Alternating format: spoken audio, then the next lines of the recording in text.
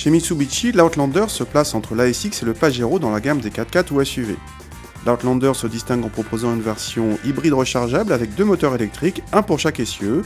L'Outlander PHEV comme Plug-in Hybrid Electric Vehicle est donc un 4x4 qui peut rouler dans les chemins de traverse uniquement à l'électricité pendant 50 km selon Mitsubishi.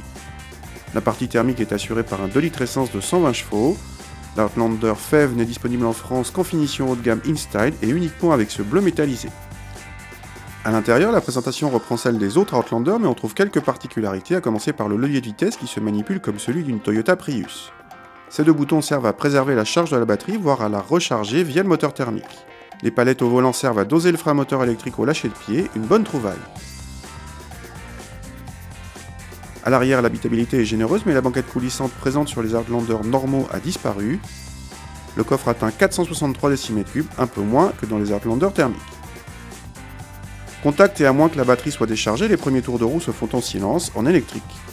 La gestion des différents modes entre électrique seul ou avec moteur essence est entièrement automatique. À moins que vous n'enfonciez l'accélérateur à fond, le 2 litres essence se met peu en route et lorsqu'il le fait, il reste assez discret et n'engendre pas de vibration. Globalement, cet Outlander se montre plutôt ferme à basse vitesse. Sur route, on sent un poids élevé qui pénalise le dynamisme. Cet hybride dépasse 1800 kg, soit 400 kg de plus que la version essence.